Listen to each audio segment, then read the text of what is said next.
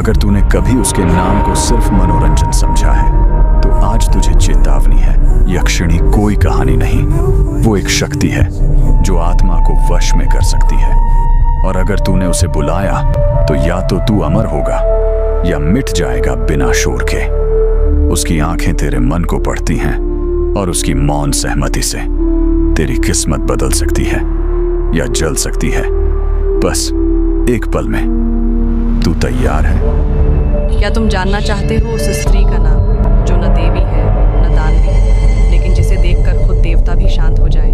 वो जिसका सौंदर्य अग्नि जैसा है, गर्व चमकता हुआ, लेकिन अगर छू लिया तो जला देने वाला। वो है यक्षिणी।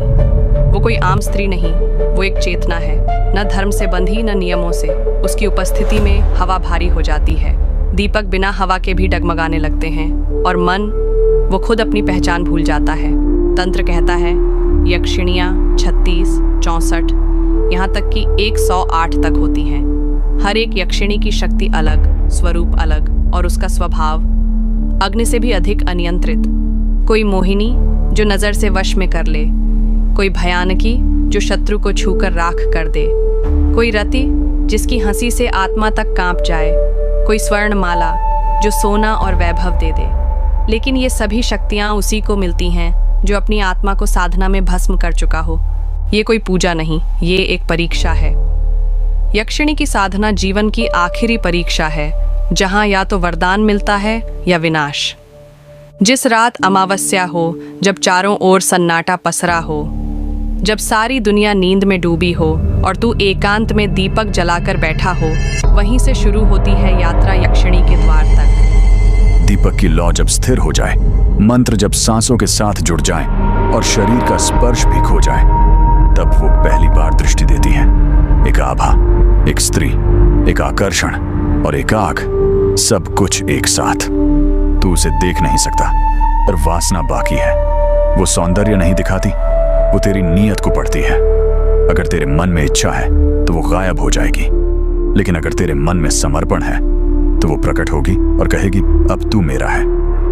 साधना के दौरान कई भ्रम आते हैं, आकृतियां दिखती हैं, आवाजें सुनाई देती हैं, देह कांपती है, आत्मा डरती है। लेकिन जो साधक इन सब से पार हो जाए, वही यक्षिणी का साक्षात करता है। उसके बाद वो धीरे धीरे तुम्हारे चारों ओर प्रकट होती है।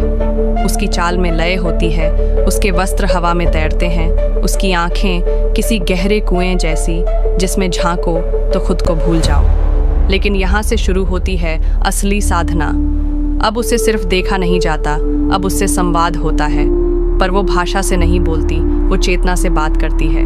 सवाल तेरे मन में उठते हैं, जवाब उसकी उपस्थिति से आते हैं। वो पूछती है, क्या तू मुझे पाना चाहता है या खुद को खोना? अगर तू पाना चाहता है तो वो मिटा देगी, लेकिन अगर खुद को खोने को तैयार है तो वो सब कुछ दे देगी। ये एक अद्भुत द्वंद्व है, शक्ति और समर्पण का।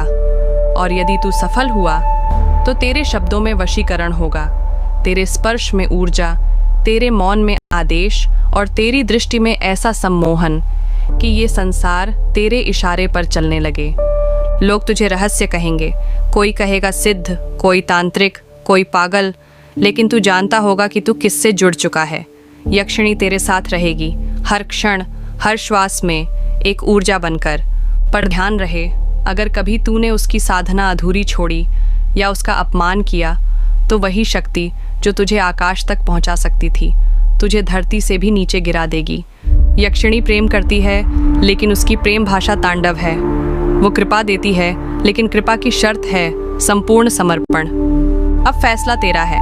क्या तू उस मार्ग पर चलने को तैयार है जहां वापसी नहीं? क्या तू अपनी आत्मा तक को अर्पित करने के लिए तैयार है? क्या तू डर, मोह, इच्छा सब कुछ त्याग चुका है? क्योंकि यक्षिणी किसी भी साधक की नहीं होती, वो सिर्फ उसी की होती है जो खुद को उसके चरणों में मिटा चुका हो।